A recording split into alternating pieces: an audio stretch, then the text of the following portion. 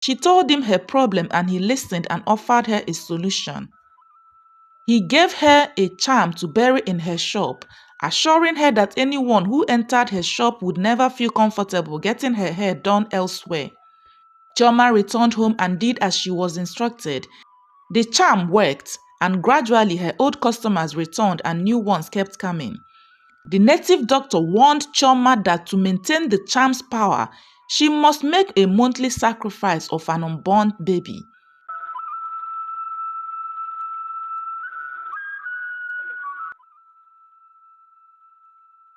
Once upon a time in Ugbele lived a young girl named Chioma. She was a skilled hairdresser. Her hairstyles were not just beautiful but also long-lasting, and it set her apart from other hairdressers in the area. Everyone wanted their hairs to be made by Chioma. People came from neighboring towns to make their hair in her salon. They praised and nicknamed her Gifted Hands. As Chioma's salon continued to grow, parents who wanted their daughters to acquire the hairdressing skills took them to Chioma so they could learn from the best. Chioma was happy with the number of young girls coming to learn her skill, and with joy in her heart, she taught them everything she knew with patience and care. The girls learned well under her tutelage and soon began to open their own salon in the same neighborhood. At first, Chioma felt proud of her protege's successes, but as more and more of her customers started patronizing these new salons, her pride gradually turned to anger and jealousy. She noticed that her clientele were decreasing every day, and it angered her the more. Chioma had invested so much in teaching these girls, and now they were becoming her competitors. Her business suffered decline in number of customers. Chioma watched as her customers go elsewhere to make their hairs and became desperate to reclaim her customers. She thought of a way to make them come back and couldn't come up with any. Her best friend Belumi, who lived in a faraway town, told her about a native doctor in the West. She assured her that the native doctor had the power to solve her problem. Chioma, out of desperation, traveled from the east to the west to meet with the native doctor. It was a long journey, but she finally met the native doctor. She told him her problem and he listened and offered her a solution. He gave her a charm to bury in her shop, assuring her that anyone who entered her shop would never feel comfortable getting her hair done elsewhere. Chioma returned home and did as she was instructed. The charm worked, and gradually her old customers returned and new ones kept coming. The native doctor warned Chioma that to maintain the charm's power, she must make a monthly sacrifice of an unborn baby. The very thought horrified Chioma, but her desperation overrode her morality. Every month, she sacrificed the unborn child of a pregnant client who visited her salon. With each sacrifice, Chioma's salon grew in stardom and riches. She began to travel to China and Vietnam to buy high-quality hairs and hair products, and then expanded her shop's product offer. She made great success and opened new salons in different parts of the state and beyond. Her reputation as the best hairdresser with gifted hands continued to pave way for her. During one of her business trips, Chioma met a young, vibrant businessman named Kenenna. They became friends and got married after a short while. Chioma's life seemed perfect. She was wealthy, successful, and happily married. Soon after their wedding, Chioma discovered she was pregnant. Her joy was boundless, but it was momentary. When it was time for her monthly ritual, she couldn't get a pregnant client for the sacrifice. She could not miss that month's sacrifice, and so she made the agonizing decision to sacrifice her own unborn child. The pain of sacrificing her ever-first child was too much, but she was trapped by the path she had made. Years after she had sacrificed her child, she was unable to conceive again. She and her husband Kenenna visited numerous hospitals and doctors, but they were both deemed medically healthy. Yet no babies came. This infertility began to stress their marriage, and Chioma's guilt tormented her. She kept renewing her business charm, making sacrifice every month, But one month, as the time for her ritual approached, a pregnant client came in to make her hair for her maternity shoot. Chioma saw her as the perfect opportunity for the sacrifice. However, this client, Kosolo, was a devout Christian with a deep faith. When Chioma attempted the ritual, Kosol felt intense pain and discomfort. Chioma offered to take her to the hospital, but Kosol told her it was not time for her child's birth yet. And instead of going to the hospital, she chose to pray.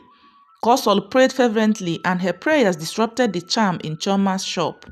The ritual failed, leaving Chioma desperate to make the sacrifice. As the deadline of the sacrifice passed, Chioma began to see the consequences of her failure. Her shops in other cities were mysteriously destroyed by fire outbreak on one night. Her once growing business empire crumbled, leaving her with only her original saloon. Chioma's wealth decreased, and her clients abandoned her. People started gossiping, and soon no one wanted to get their hair done at her saloon. Chioma fell into a deep depression and developed high blood pressure. Night after night, she was tormented by the cries of the babies she had sacrificed. They haunted her dreams, chasing her relentlessly. One night, the cries became unbearable. Chioma woke up in a frenzy and ran outside, screaming for forgiveness. Her shouts woke her husband and neighbors. As they tried to calm her down, she confessed to all her sins. The horror of her actions shocked everyone, and they left her outside that night and went back to sleep. Chioma's confession spread like wildfire through the town of Ubele. Her husband Kenenna was heartbroken by her revelation. He was unable to live with the monstrous deeds she had confessed to, and so he filed for a divorce, and soon after he married another woman. Chioma, the gifted hands that was once respected, was now seen as a peril. Her reputation destroyed. Her neighbors shunned her and refused to speak or even acknowledge her presence. One night, Chioma woke up screaming. Her neighbors, woken by her cries, watched from their windows as she begged for mercy, but their sympathy had long since dried up, and they simply turned away, leaving her to her madness. She languished in agony and could hardly sleep, as her tragic downfall constantly reminded her of how her hard work fell into darkness because of desperation and greed. As time continued its relentless march forward and her health deteriorated, she sought out spiritual guidance. Chioma visited churches, hoping to find peace and redemption, but many religious leaders rebuffed her and were unwilling to associate with someone who had committed such heinous acts. Those who did agree to help found themselves unable to help. One day, Chioma stumbled upon a small humble church in a neighboring town.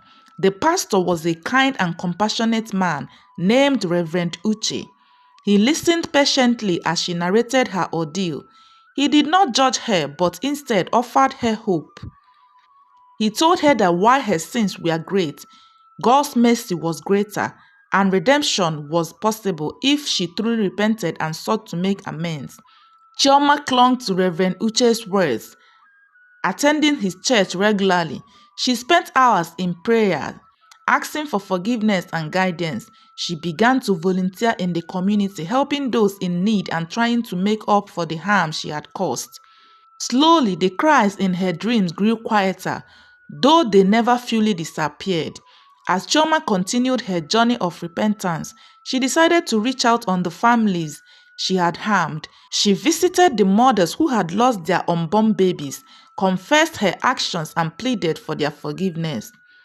Most of them were understandably furious and heartbroken and could not offer the absolution she sought. However, a few, moved by the genuine remorse, forgave her and allowed her a small measure of peace.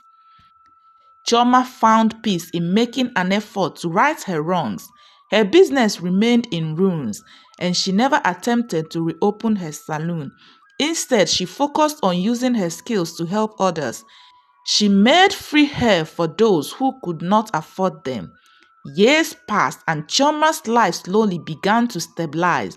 Though she never fully escaped the shadow of her past, but she found a sense of purpose in serving God.